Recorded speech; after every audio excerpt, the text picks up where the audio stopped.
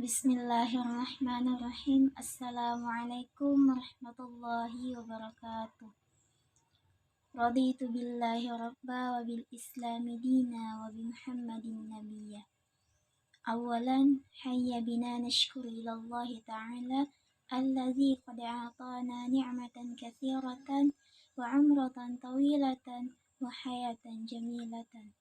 Thaniyan salatan wa salaman ila Habibina Muhammadin sallallahu alaihi wasallam.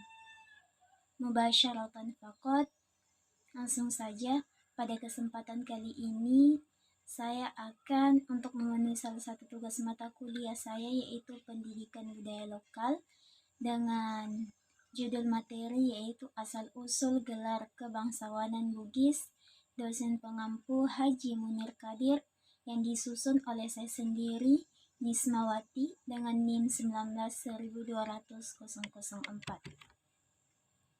Pada slide pertama saya akan membahas mengenai masyarakat Bugis.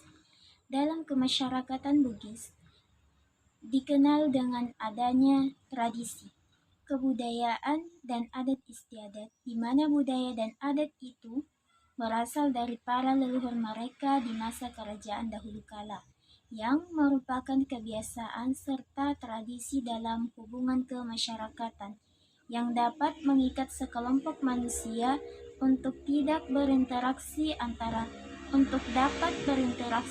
antara satu dengan yang lainnya, dengan saling menghargai dan saling menghormati.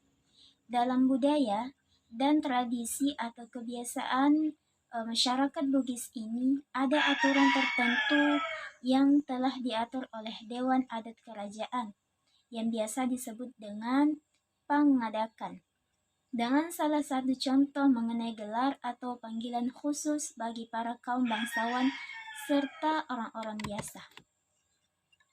Nah, beberapa sebutan atau gelar yang biasa dilekatkan pada para kaum bangsawan diantaranya ialah: pertama, gelar puang; kedua, gelar datuk; ketiga, gelar karaeng; keempat, gelar teta, peta atau yang sering disingkat dengan sebutan etta; kelima, opu dan bau; keenam, daeng; dan yang terakhir ialah andi.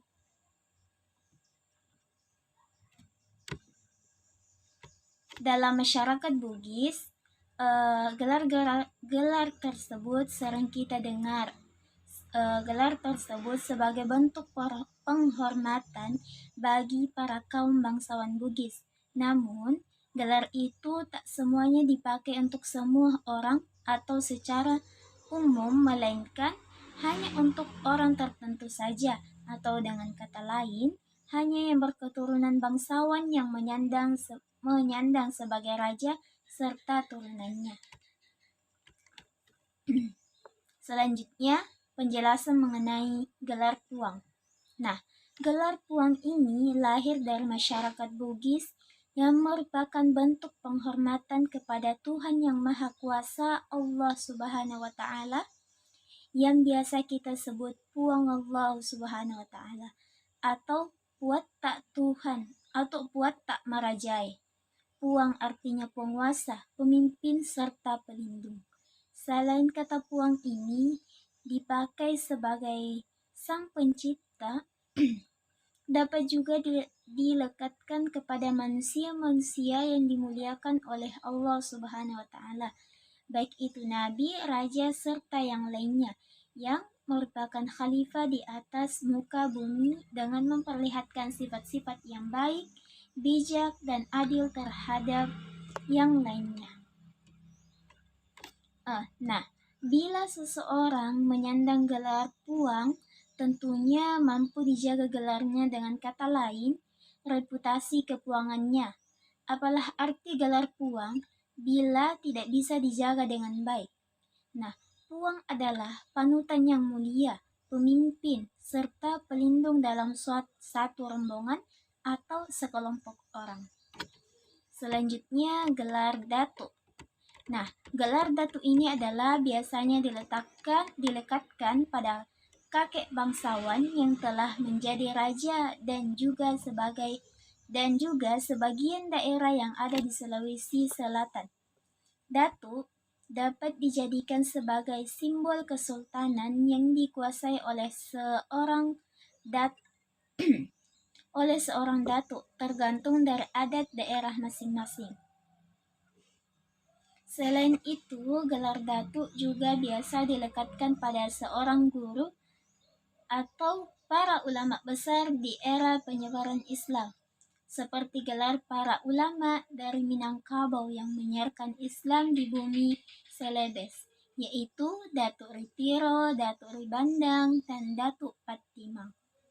Selanjutnya, gelar Karaeng. Gelar ini biasa disebut oleh para kaum bangsawan. Orang-orang Makassar diperuntukkan khusus panggilan kepada raja beserta para keturunannya. Gelar Karaeng sederajat dengan gelar Puang. Jadi, gelar Karaeng ini sederajat dengan gelar Puang, di mana gelar Karaeng ini juga biasa digunakan untuk kepada Yang Maha Kuasa, yaitu Karaeng Allah Subhanahu wa Ta'ala. Dan juga kepada orang-orang yang mendapat kemuliaan dari Allah Subhanahu wa Ta'ala. Hanya raja dan turunannya yang bisa memakai gelar ini, yaitu hanya orang-orang bangsawan saja. Selanjutnya, peta atau yang sering disingkat dengan sebutan etta.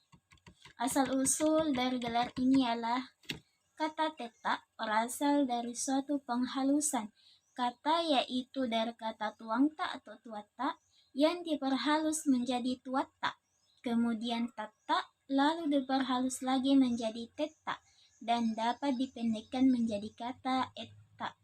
Selanjutnya, kata peta berasal dari kata puangta, lalu diperhalus menjadi puata atau patta, lalu perhalus lagi menjadi kata peta, serta dapat dipendekkan menjadi kata etta. Nah, seperti tadi sama halnya dengan gelar teta tadi. Contoh panggilan kepada ar palaka la tenri tata atau teta. Peta tori sompai ar palaka. Peta atau teta bisa dikatakan puang dan tuan. Tetapi jika digunakan kata tata ini mempunyai arti yang meluas atau mengungkapkan sifat dan rasa nasionalis yang cukup tinggi. Oleh karena itu, kata tata bisa diartikan suatu tekad yang bulat yang bisa menjadi panutan terhadap yang lain. Kemauan secara harfiah atau leksikal tata berarti walau bagaimanapun tetap, atau apapun yang terjadi tetap dengan keputusannya, sebagai pemimpin atau pelindung. Jadi tata ini maknanya adalah seorang pemimpin yang teguh terhadap keputusannya. Kurang lebih seperti itu. Selanjutnya, opu dan bau. Gelar opu biasanya digunakan oleh orang bangsawan Luwu dan Selayar dan juga sebagian daerah lainnya. Kata opu lahir dari kata puang yang dapat dipanggil menjadi o puang. Kata o menunjukkan panggilan dan kata puang menunjukkan orang yang dipanggil atau yang disebut. Kata opuang ini kemudian dipendekkan dengan kata opu. Kata bau ini dapat disamakan atau diartikan dengan kata opu, suatu kata atau sebutan yang menandakan bahwa orang tersebut dari kaum bangsawan. Jadi antara opu dan bau memiliki kesamaan, sama-sama menandakan bahwa orang tersebut dari kaum bangsawan. Lanjut, daeng pak dengan nah. Sebutan daeng ini bisa dimaknai sebagai bentuk penghormatan kepada yang lebih tua atau panggilan kepada kakak kita atau seusia kita, dan juga biasa digunakan kepada orang-orang yang dianggap sebagai kakak kandung kita. Kata deng ini sebagai bentuk penghalusan kata yang tadinya dipanggil si anu atau si tukang atau si supir serta yang lainnya dan dapat diganti dengan kata daeng itu. Jadi, kata daeng adalah suatu bentuk penghalusan panggilan yang mengandung rasa sopan, menghargai, serta menghormati orang tersebut, walaupun orang itu kerjaannya di bawah dari kita. Selain itu, kata deng ini juga dipakai sebagai panggilan umum bagi orang-orang Makassar, sama halnya orang Jawa dengan panggilan Mas dan orang Sumatera dengan panggilan Abang. Daeng inilah yang menjadi simbol atau ciri khas suku Makassar. Daeng dapat digunakan oleh para kaum orang-orang Tomaradeka sampai pada para turunan raja atau kaum bangsawan. Daeng dapat digunakan dengan istilah nama Pak Daengan, nama yang terdapat unsur doa di dalamnya, atau suatu julukan serta sifat yang baik dan julukan keberanian dalam namanya itu.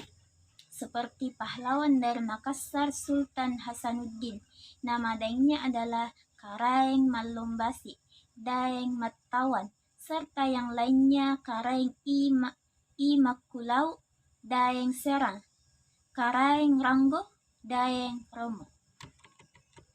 Dan yang terakhir ialah gelar Andi. Nah, gelar Andi, sebutan ini baru dibudayakan di masa kekuasaan pemerintahan kolonial Belanda atau PKB, di mana pada masa itu sekitar abad ke-19 di masa peralihan kekuasaan era kejayaan La Mappayukki. Para bangsa penjajah atau Belanda menginginkan agar orang-orang bangsawan Bugis Makassar dapat diberi tanda atau gelar kebangsawanannya dan diberilah dengan kata Andi yang ada di depan nama bagi semua turunan bangsawan pada masa itu. Sebagai bentuk penanda bahwa orang tersebut berasal dari turunan bangsawan yang lahir dari para puang serta karaeng yang selaku di Pertuan Agung. Namun, arti sesungguhnya Andi adalah adik atau adinda atau dengan kata lain bangsawan muda. Nah, jadi gelar Andi ini secara tidak langsung diberikan oleh kolonial Belanda. Mungkin itu sedikit penjelasan dari saya, kurang lebihnya mohon dimaafkan bila ada salah dari kata-kata saya. Mohon dimaafkan. Wassalamualaikum warahmatullahi wabarakatuh.